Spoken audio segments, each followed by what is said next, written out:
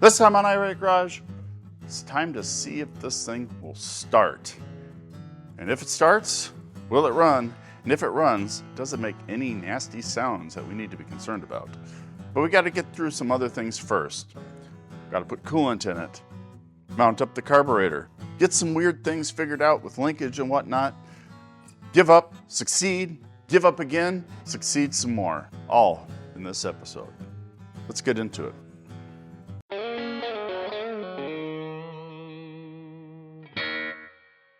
Okay, I think today I want to put coolant in this thing and then maybe check the spark plugs, make sure they're tight, and maybe even throw the spark plug wires on it, provided I can find them all. Things have gotten a little crazy in here. Oddly enough, the coolant's in this bucket. Well, I'm reusing the coolant that was in this car when I got it. Well, a couple of reasons. One, I'm cheap. Two, I don't know if I trust everything to not leak it all over the ground. And three, it looked like it was just fine when I drained it out. Now it's got a little ATF floating in on the top, but I have a way of getting rid of that.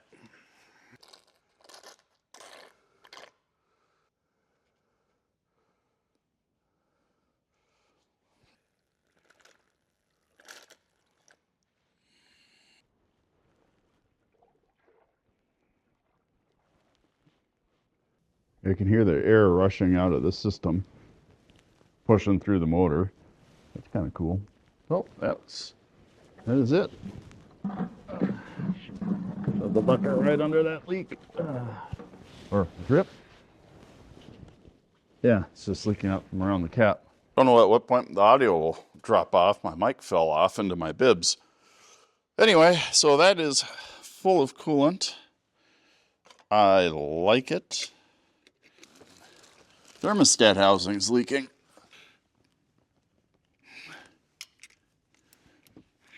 Ah, that was loose. A little bit. That is still leaking. Fantastic. Are you telling me this 368 thermostat housing is different, is not quite the same? It's dripping out. Oh, the hose isn't tight. Maybe it was leaking out the hose. Shit! Ah, just kicked the jug over. Son of a bitchin' thing.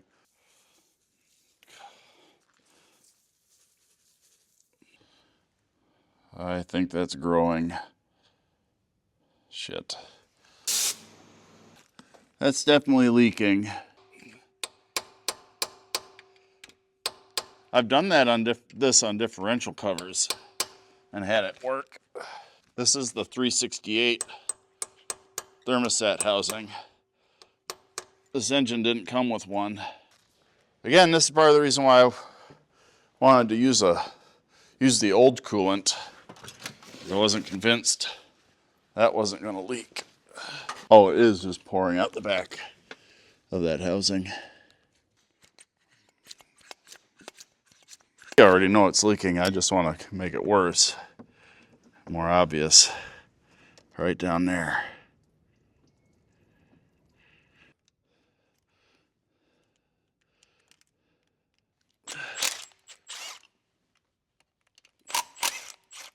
Yeah. Okay. Well, that's a fail on my part. Yep. Well, so apparently this had no chance of actually sealing up. When you look at the 500 block,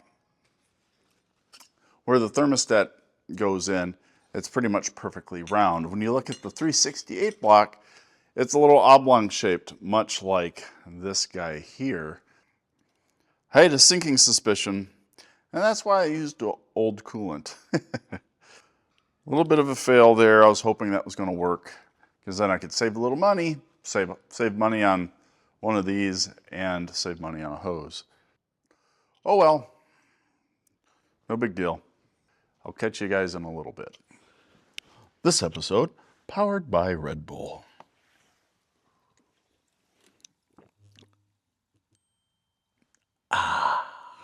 Well, I think today what I want to do is solve some carburetor mysteries, get it parked into place, and then figure out the linkage a little bit, because that's going to be a thing. The V864 is fuel injected, and unlike the older cars that have a lever system for the throttle, it has like a cable deal. Let's get that out of the way. Yeah, I think, well, hell, that's already loose on this car. Oh, hello. I think I'm right. Take this bracket off. Some wires out of the way. Take this bracket off and then bolt that guy right there.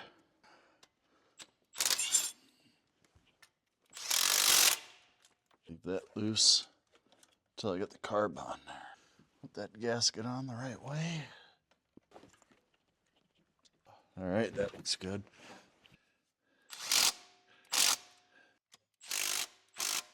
This is a very low torque impact, so I'm not worried about over torquing stuff.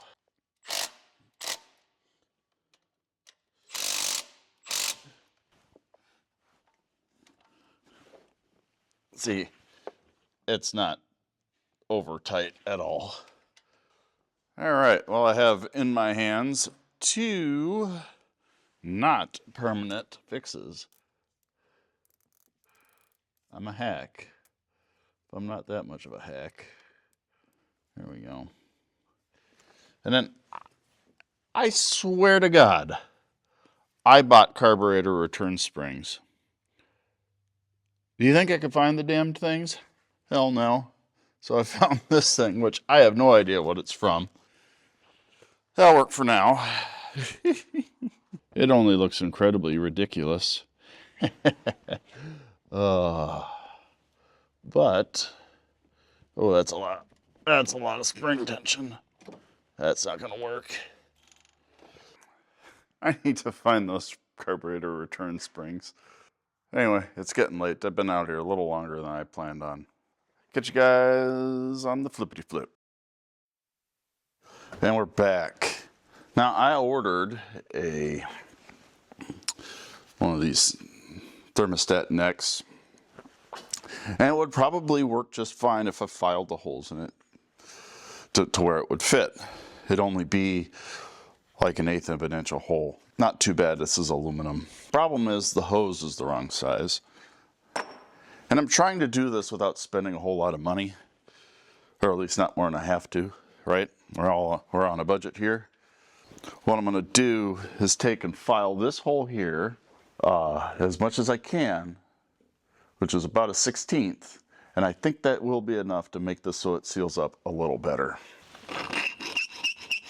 Oh, that is sufficient right there. Nice. Hey, there we go. That should be enough.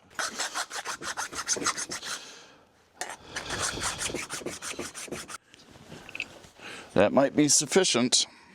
It is not lost on me, the irony of eventually I'm going to put an aluminum intake on it. I'm going to have to solve all these problems anyway. But really right now, I just want to hear this thing run.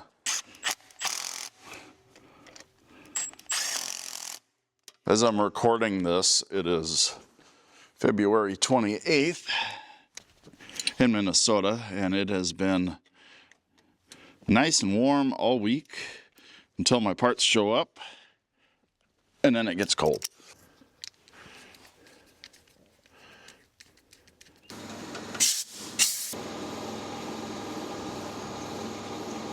Whoops, whoops, whoops.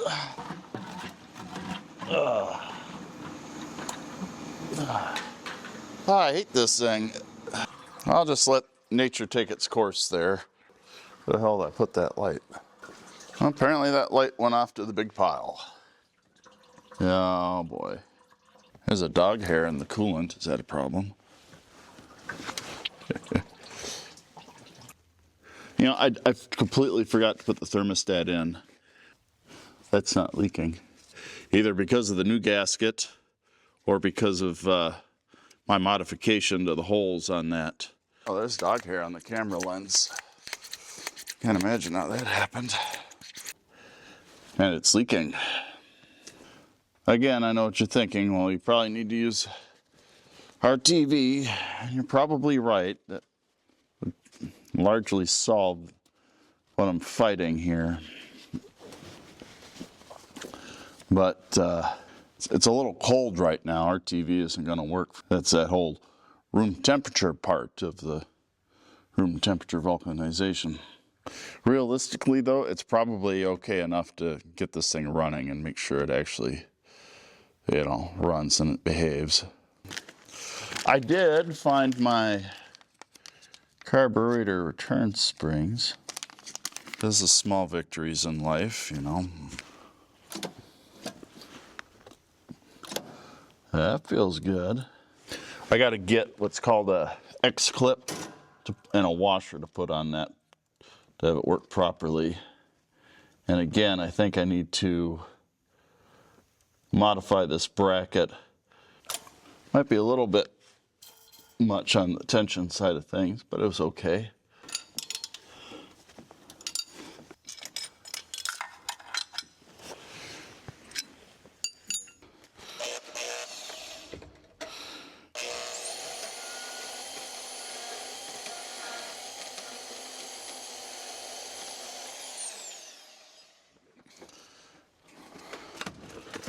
How about them apples?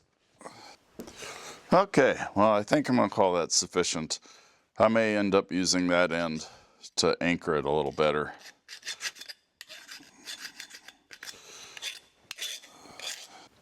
Does anybody know where I put the bracket? Just kidding. I knew exactly where I put it. Wink. Oh, way straighter.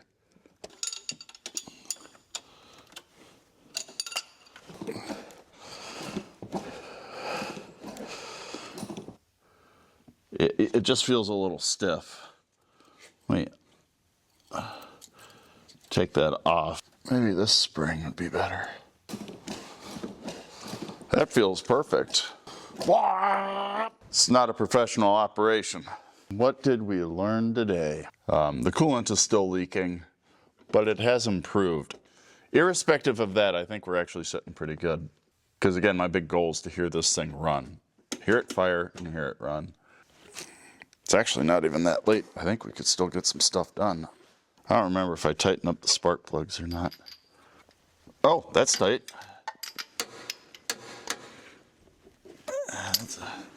It's pretty much tight. That's tight. Okay, they're tight. That's 2, 7, 8. 8 is the last one to fire. 1, 3. It's like the worst one to get to on everything. You watch that and you tell me if it has spark. Not exactly an original joke, I know, but here we are.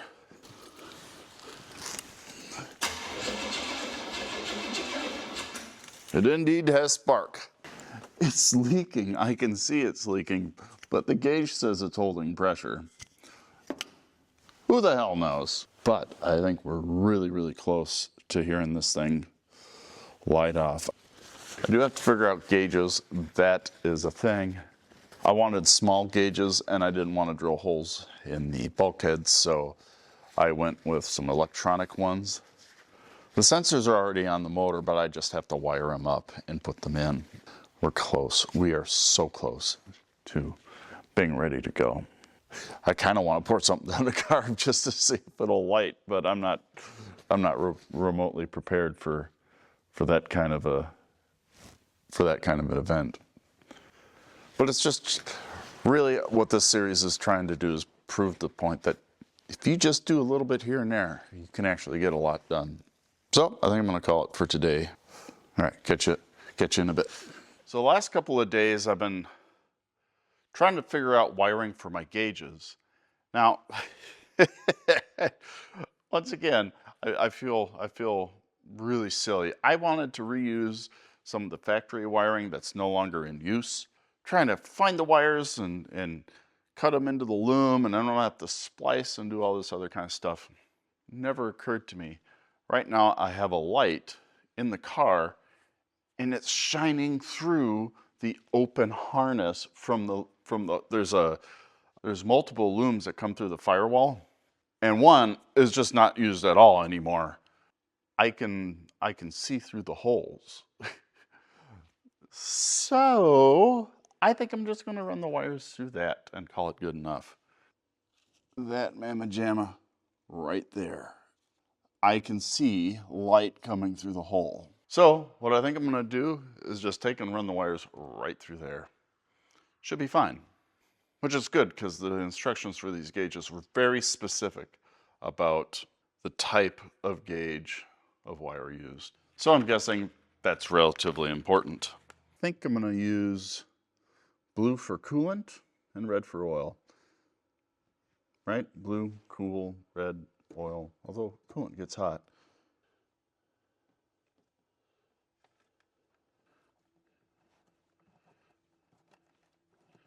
Yeah, they fit right through that hole where the bolt was. I'll run that up and over the steering column. So I'm gonna mount these guys up here, about there, low enough I can get this cover off if I had to. And then to install this, what I'm going to do is use Velcro. That way I can just rip it off if I have to. I don't have to drill holes into the dash on this. The interior on this car is actually really nice, and I don't want to wreck it more than necessary. So I'm going to take and tie these around the brake so I make sure I still have enough slack.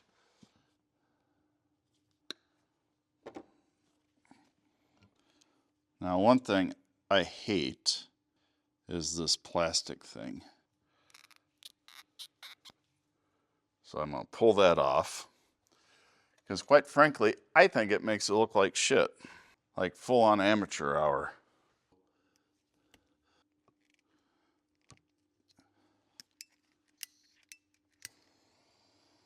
Perfect. Now that will fit right on there.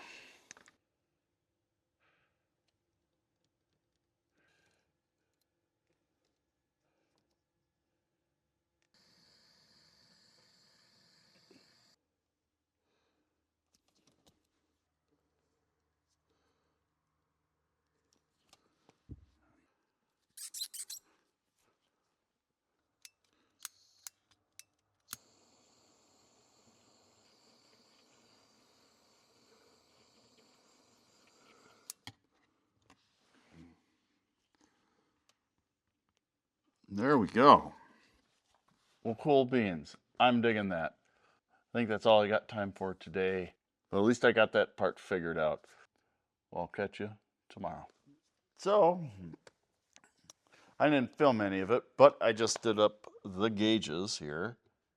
I may not have done that technically right, but it's what I felt like doing. There we go.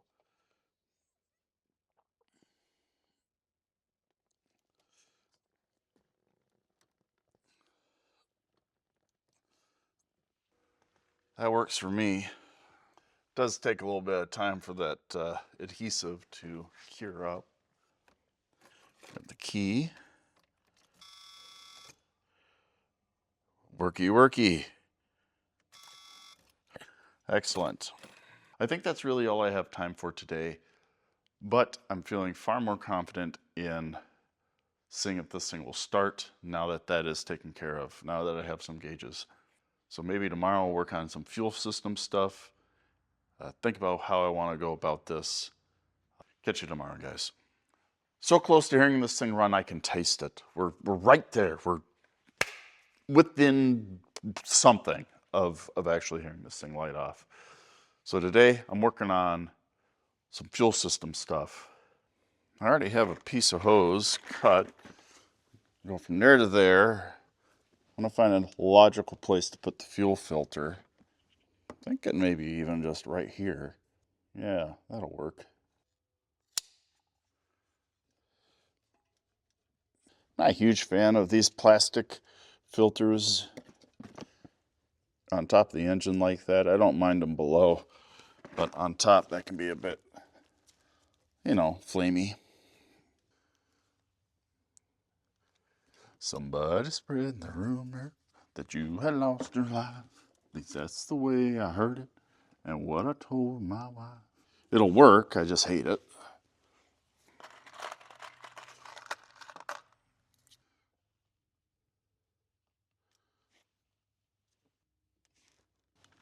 I don't know why it seals up on this lower part of the line. I think I could just use one, but I'll use two, just for fun. Okay, so I have my lines ready to go. Now I say lines because the little line is a return. That should be good to go. So now all we really got to do is see if this thing will start. But that's not happening today.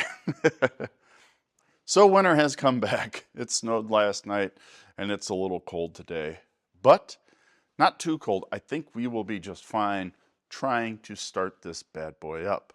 The lines I ran earlier are in a gas can right now with about a gallon in it. I have plugged up all the ports on the carburetor. I have one hooked up to the distributor. I think it's the right one. I will double check before, you know, this thing actually sees the road. And there's no gaskets on the valve covers, but I want to put new valve covers on it. And the gaskets are annoyingly expensive. So we might leak a little oil. It might stain my headers. At this point, I don't care. I believe that's all the disclaimers I have for you for this chapter. Hop to it. All right. I'm going to snug that a little bit. I want to be able to get it off, but I also want it to have decent enough contact. It's never what I think it is. Okay, moment of truth. Fingers crossed, blankets at the ready to put something out. Fire extinguisher if the blankets aren't sufficient. This is what we've been working towards, folks. Oh, it should also be noted that this will be exceedingly loud, provided it actually starts.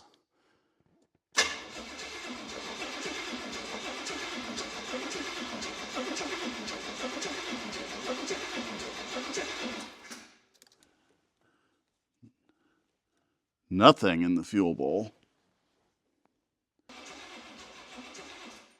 Still nothing in that filter. It would be completely surprising if that pump was bad. You know, because all these pumps these days are so good.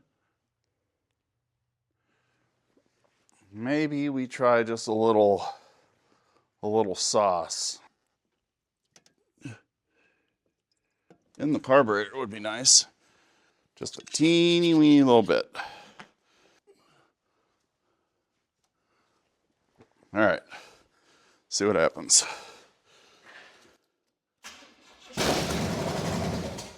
Woo! That scared the shit out of me. Ah.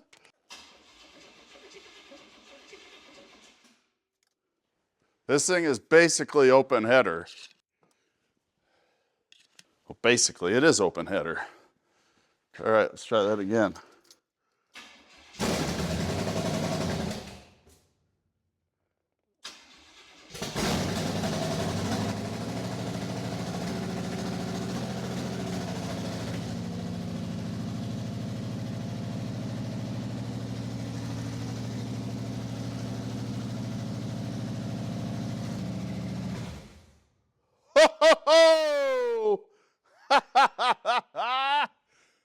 It ran like shit for a minute, but I think that was the lifters pumping up. And then actually the fuel hitting the bowl. Once the fuel hit the bowl, we were good to go. Try that again.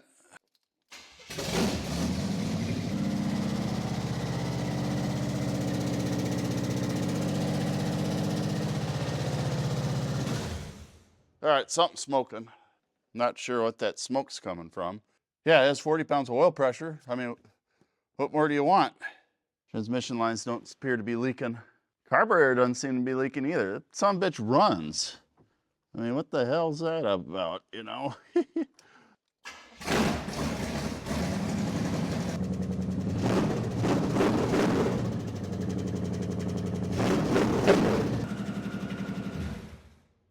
I think that's that belt smoking. Oh, that belt's hot. Let's see if we can't tighten that alternator up. What the size is it? Not a 5/8. It's not like, oh, of course, it's metric because this is a Cadillac from the 80s.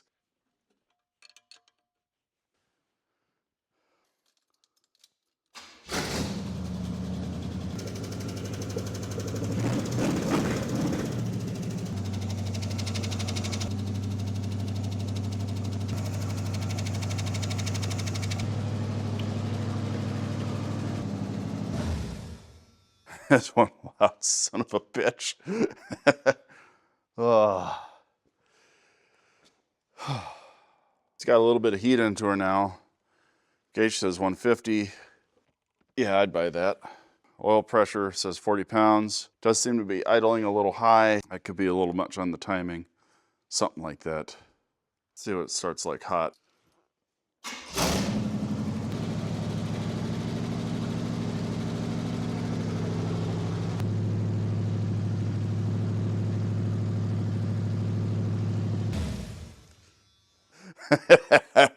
Oh, it's hard not to say the cliche, life is good, man. Nothing better than hearing an engine fire up and run for the first time. That's just, And you know what? This thing runs fucking good. I'm surprised how well this thing runs.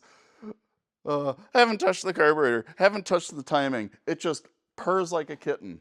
But of course, there's always more to do. You know, I started this project about a year and a half ago. You know, I bought it at an auction, kind of forgotten, but it looked like it was somebody's pride and joy. And he had the original 368 rebuilt, and then for whatever reason, it ended up getting parked. From my understanding, is that engine never ran. I know the guy who works for the auction company, and he knew the guy who rebuilt the motor 20 years ago, and the guy said they were never able to get the car to start. So that old motor never ran. And it was, when I got it to start, it was really chattery. If I can find the video, I'll put it up right now.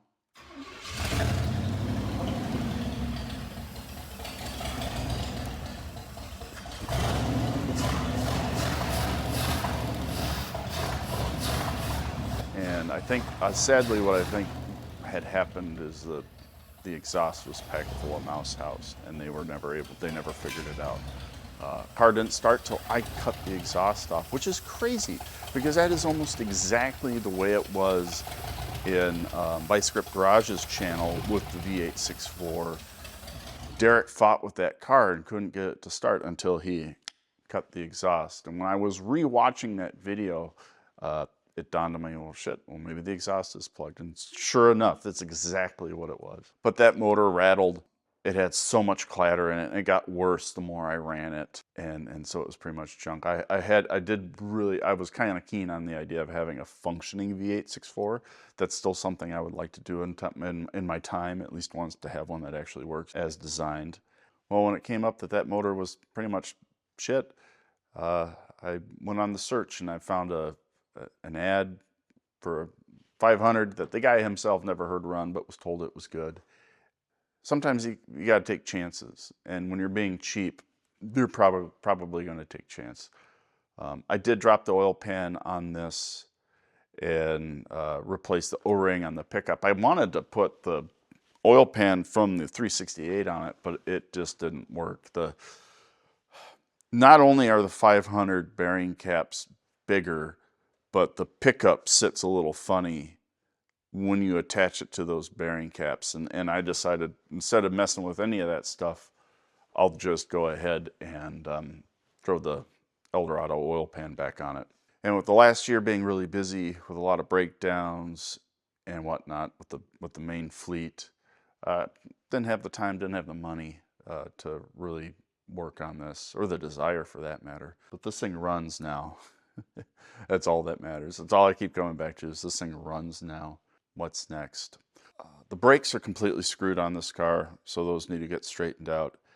I haven't finished swapping the fuel injection style fuel system over to the carbureted style. I need to basically order the fuel sending unit from a 1980 carbureted Cadillac and put that in here.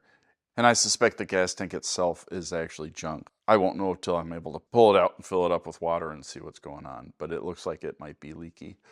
But whoever put a fuel pump in it never replaced any of the hoses, so who actually knows what's going on there?